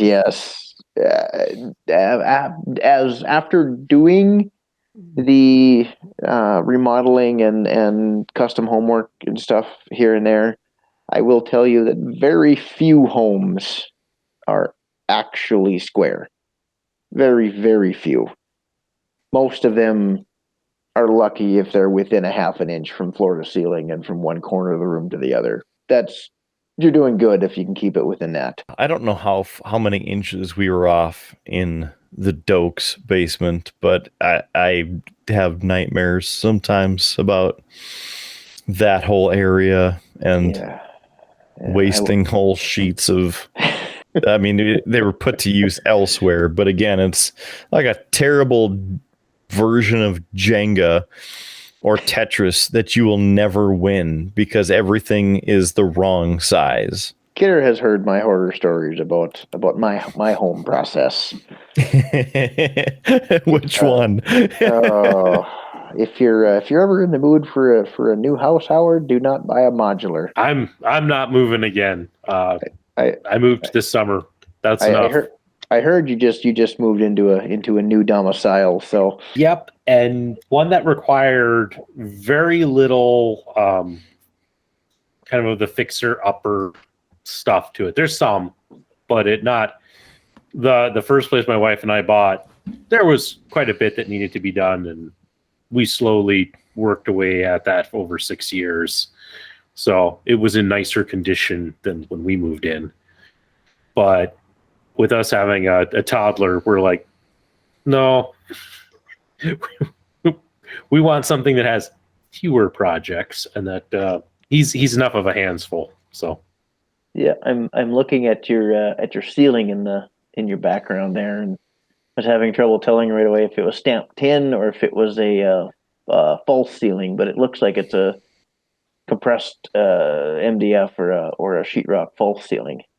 It's so a little bit of both. There's a bulkhead that runs above me that is sheetrocked, but the rest it is a suspended ceiling, and it is tin. It does have kind of a border that runs around that doesn't have any of the pressed into it. The guy who we bought the house from was very particular, so I can understand like he was not going to have like these smaller border sections that was like half of a pattern cut in. So he just got plain flat panels for the border. So then the rest of it is all of the pressed. So okay, that looks good. Kidder's got so much shit on his walls you can't even tell what it is. So flat. It's flat, and that's important. The only difference is the barn door over here. I think his walls are paint. I think that's what they are. They're paint. They have been painted, yes. Stuff. They were painted at one point. In fact, there are two shades. You have the white, and then let me go this way. Then you have the gray. So you have white and gray, and then white. All I can tell from here is white and slightly less white. Yep. Good example would be right over here, over my left shoulder, where you have the door of the white and then the gray next to it. Yeah. First time I went into his, I didn't even know what room you call it, a theater room, whatever. It was quite a bit of sensory overload when I got into that room. I call it the museum, is what I call it. It's the Kidder Collectible Museum. That's right. Don't take the tour though. That you'll be there for hours. Don't take the tour. Just pass. If he's off. He made it out with the quick tour. I think I've had the brief tour, yes, but not the full tour. And here I was going to say that I need to drag him over to your place, Howard, and then we can try and eradicate the ghost that's occasionally freaking out your recessed lighting, electrical in that level. Well, truthfully, Kidder, the reason for that is those lights that are behind me are on a dimmer switch, and so I just have it on the very lowest setting, and so that's what causes it to flicker every now and then. If I Sounds had like it a up, ghost. Yeah, if I have it up at full, then they're fine. But then my background just looks blazing white when I do that. So kind of like mine does right now, I'm sure. Yeah. Yeah. Mm-hmm. Yeah. So half scoot to the right. I still have the I still have the temporary lighting in the basement here, and until I do the rest of it. See, the ceiling is going to be painted after I'm going to put a few inches of foam in there to reduce the sound between the upstairs and downstairs. I'm going to paint it jet black, and then I'm going to put LEDs going through the rafters with barn tin on the bottom side of the rafters. And once with the controller and we'll have any LEDs, it'll look like starlight shining through the holes in all the tin. That will be awesome. When I get it done, if it looks like I want it to in my head, it'll be beautiful. I just gotta do it. So about the next time that you're on the show, we'll no, we don't want to wait that long to have you on the show again. Honestly, I'm hoping by the end of next week, I have the wall behind me that you probably can't see or partially see. I'm hoping to have that one at least done up with a barnwood. I've got all my built-ins done. I'm just trying to figure out exactly how I'm going to make my hidden doors and whatnot in there, because there's going to be two of them that are built in and flushed out that are hidden for random crap, just to kind of keep it out of view and what have you. The other three built-ins are going to be open, so we can have the knickknacks and whatnot on there. The built-ins got put in because I have my sewer piping and whatnot. I've got a concrete basement, so the sewer piping is obviously on the outside of the wall. So I had to move the wall out about 12 inches just to get around that excess piping and whatnot. So I figured rather than just having wasted space, I'd put the built-ins in, and then you got, shelving and whatnot for books and knickknacks and whatever else you want to hang on the wall. Random car parts. I am, however, going to make coffee table out of an engine block. It'll look much better than having like a above ground graveyard for random animals next to your house. Are you talking about the one on the corner of was it No idea what you're saying. Just throwing that out there. Yes, that house. Yes. I have an above ground graveyard for vehicles next to my house. It's funny because I watch a lot of Gold Rush. I've been watching since the show started 12 years ago, and they follow Tony Beats up in the Yukon, and they did an episode of The Dirt, which is like their behind the scenes of the show. So it's about gold miners, basically, to summarize it very quickly. Tony Beats has one of, if not the largest gold mines in all of Canada, and probably one of the largest in the world. And his graveyard of vehicles, as he said in the Dirt, there's more money tied up in the old vehicles that are sitting there for parts than most people will have in their lifetime. My father-in-law is quite the collector. He has a very large inventory, as he likes to call it. Yep. And to some, it may look like a large, disheveled pile of junk. However, he can tell you just about anything and everything that's there, where it is, what's inside of it, where it came from, when he got it, and what it's going to be used for. And it comes in handy when you need to get something for something about the same that might work, and part something comes off there and you can put something else back to life, and it's crazy. Him and I play this little game where I'll get on the tractor and go move a few things here and there. And create. So then I'll see how long it takes him to notice, and then he'll get upset, and then he'll find another trailer or something to park in the spot that I just opened up, just so we can go back and forth. It's a good time. I moved in right next to my in-laws. Like, I can see their house from ours, next to my in-laws. I will say, however, though, that it's been an absolute blessing. They're amazing people. They've been absolutely wonderful to us, and I wouldn't have it any other way right now. So, but it does pose a few challenges here and there. I can believe that. I lived in my in-laws' basement for little under a year. When my wife and I moved back to Bismarck and we're looking for a place, we moved back during the oil boom, so finding a place was near impossible. So we lived in my in-laws' basement for about a year until we found our first place and such. So there were nice things about it. I didn't have to cook for like a whole year, but there were downsides to it. We did the exact same thing. Never again. Yeah, exactly. But just because you mentioned moving the cars around so that and seeing how long it would take to find, that just reminds me I need to just do this. Hi, Lane, and Kidder will know what that's about. And yeah, so I had to get it in there, Kidder, before we missed it. Should we wave too? I mean, just in case he catches... He skips to this part of it.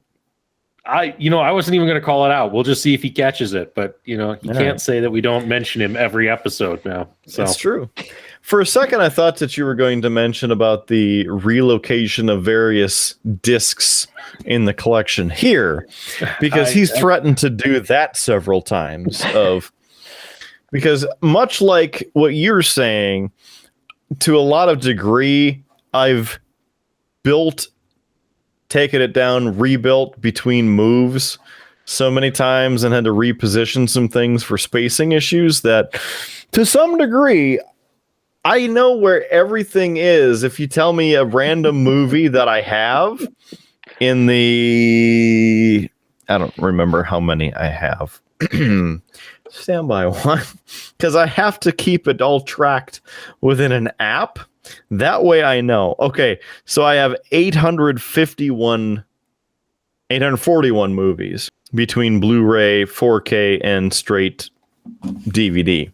So then going through the collection here, just to make sure that I don't buy the same movie 2 or 3 times, like, I was looking for this movie. It's on sale. I should buy this. Yeah, I've done that a couple times. And then, get home and I'm like, oh, man. Yeah, and just go back to wherever I bought it and take it back. Kidder, I do have to confess, I have on occasion rearranged your DVDs and Blu-rays. Aha. I knew it. See, what we need to do, Howard, is we need to get the missus to let us into his cave of wonders there. When he's no, that's home. A different show. That's a whole other show. We can't go there. That's not copyrighted, permitted for this show. We can't go there. That's a different show. Although I keep looking over your right shoulder, Kidder, and seeing that red glowing sign and thinking that it's like the Redneck PBS logo, because it looks like the 3 PBS heads, but in bright red instead of blue. That one, the one that's yes, whatever you just did. Trying to make it work a little better, so then maybe the lighting will kick up on my end, and then you can actually see what it is over there. Appears to be fighting Sue. Yes. Okay. You are correct. Perfect. Yes, from back here with the lighting you had before, it looked like the Redneck PBS logo. And now I'm blind. With the stand lights that are 3 feet from my face. There you go. It's about where Howard's are too. They're about 1.5 feet on the one side and 3 feet on the other. That sound about right? I don't know. I've never measured. They're on each side of my desk. I have a shop garage work light with one bulb burnt out right above my head. Does that count? Sounds like we need to get you some LED. Last forever. I'm avoiding going with the whole smart home technology. I'm still on that. I think the government is listening to me through my light bulb. Just wait till they get a hold of this show. Although, I have the, government supplied tracking device, sitting right next to me constantly all the time. But yep. Yeah, one of them. I can't get into the whole smart home audio thing. And we don't have any of those smart bulbs either, or smart outlets, because most of the stuff is installed and they're all LED the way it is. In fact, as I'm thinking of the actual bulbs in this house, there is one fixture in the mechanical room that I put a non-smart LED bulb in, and then there are 3 in the garage that I put some of those, what are they, 40,000 lumen bulbs, LED bulbs in, again non-smart. Put 3 of those in there, so you turn those on and it's like staring at these things for yeah. I have been switching everything over to LEDs. I'm all for LEDs. They are the wave of the future. They're great technology. I just can't get on the whole for LED. I just can't get on the whole smart home thing. I want to. I really want to because it's really cool, but I just can't do it. Since you bring up the whole listening, Kidder, I had this queued up because I had to share this tonight. Is your assistant listening right now? No, she's a floor up, but okay. Because of said assistant, I have a toddler. I don't shop for anything for the toddler. My wife has that covered. But Kidder, I know that it picks up some things because in my Amazon feed, I get weird things. I've shared one of these once before. I had a new one tonight and I showed it to my wife. She goes, "That's terrifying." And I'm like, "Yep, and screenshot. And she's like, "You're going to talk about it on the show." And I said, "Yes, I am." So You damn right. so we will pull this As lovely- JS is getting a nice 4-finger drink over there. Looks You're like damn right. some bullet and some bold. If you're gonna do it right. So here's the newest thing that Amazon thinks I need. Ah! That's terrible. Who makes this crap? What the hell, man? This, for the audio listeners, the title of this thing is the Little Live Pets Gotta Go Turtle.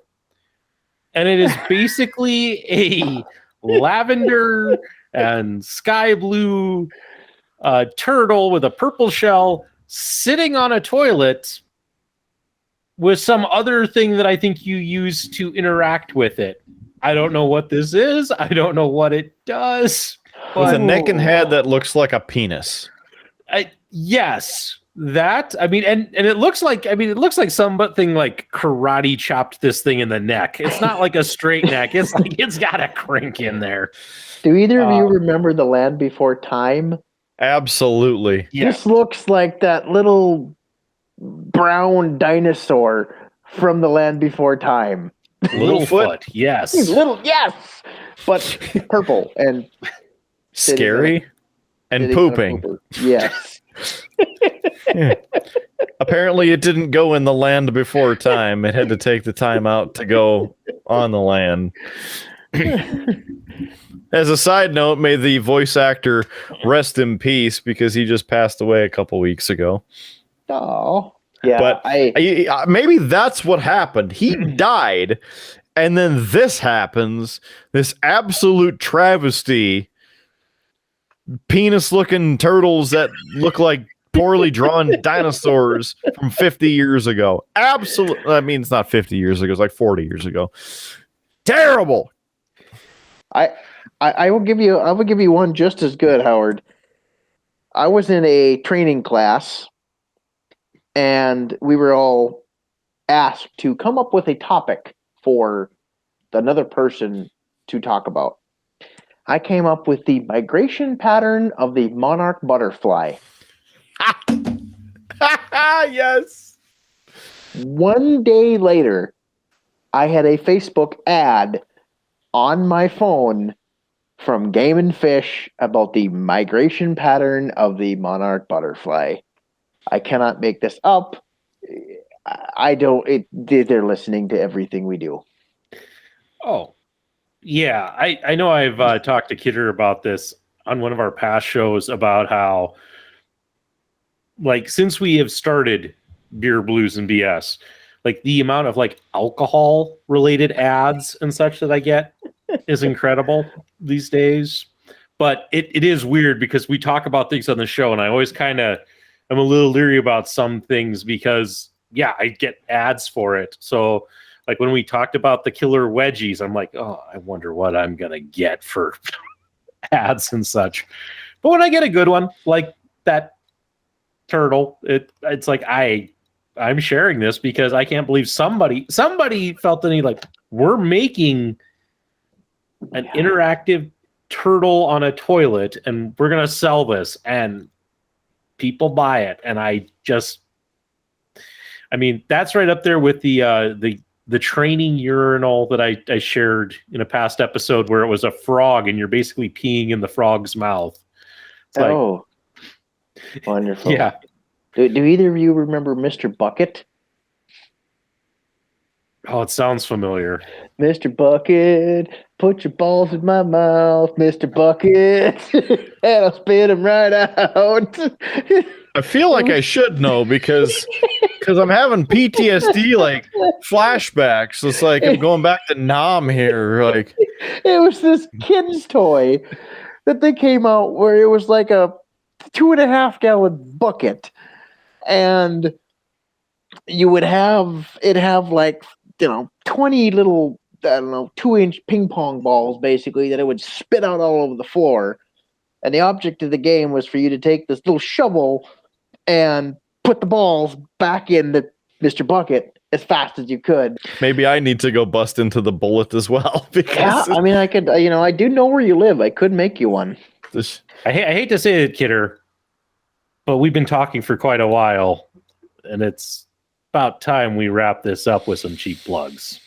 Let's do some cheap plugging then, because you can find us on our web home at beerbluesbs.com. Yes, beerbluesbs.com.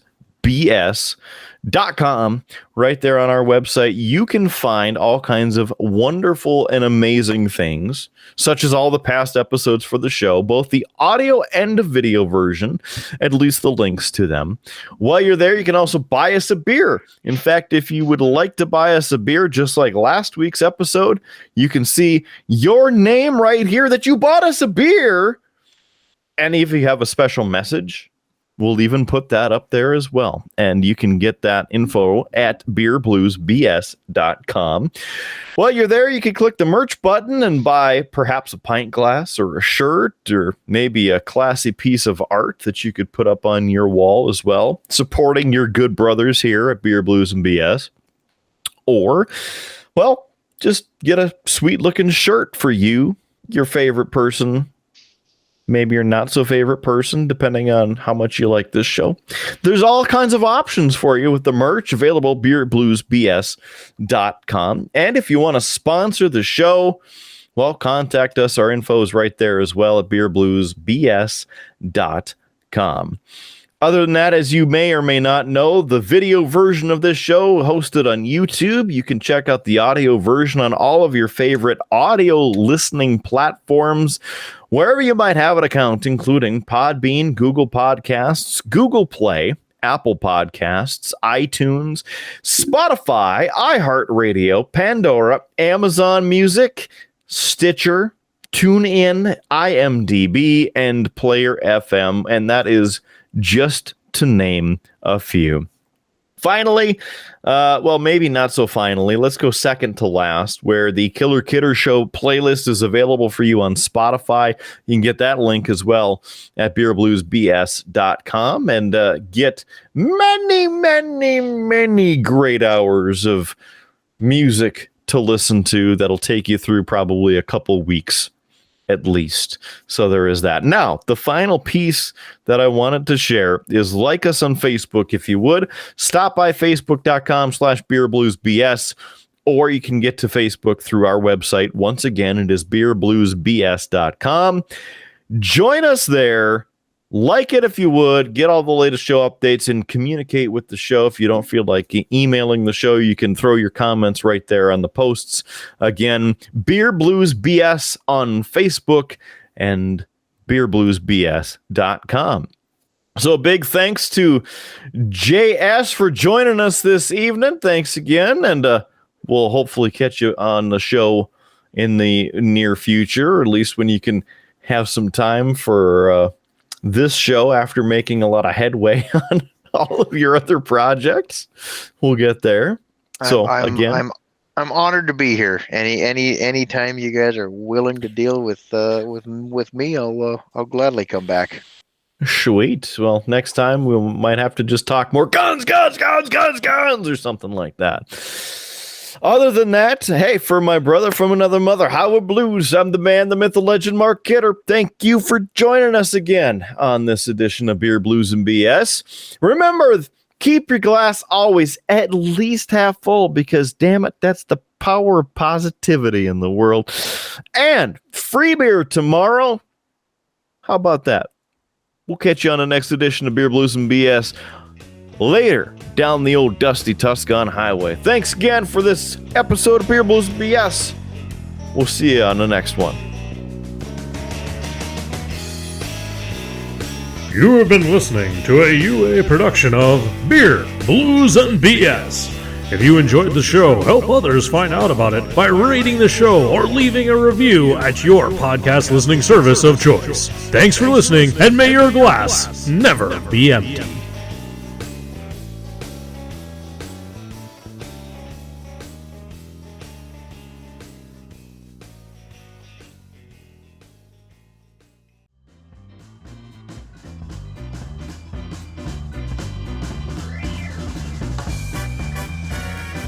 UA Productions presents A Glimpse Behind the Curtain.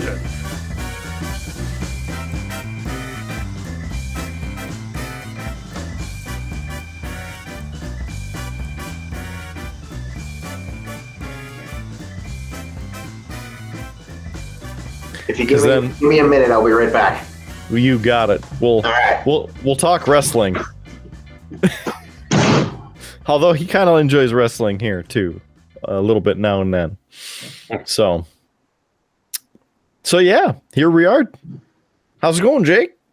Hi, been going all right. Crap. I didn't know he was coming over to our houses. No. Doing good. I'm almost done with this Avalanche beer. So, and your thoughts now that you're like 3/4 of the way through? What are your thoughts? It's all right. Tron? No, I just thought somebody who's going to start playing guitar. The late great ghost of Jimi Hendrix. Everybody.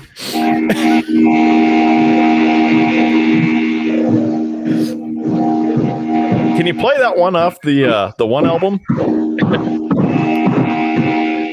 Yeah, that one. Yeah, that one.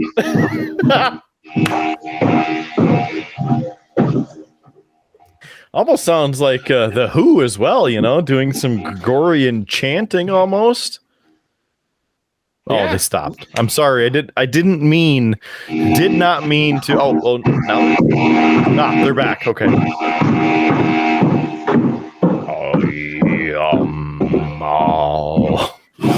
I know. Avalanche beer.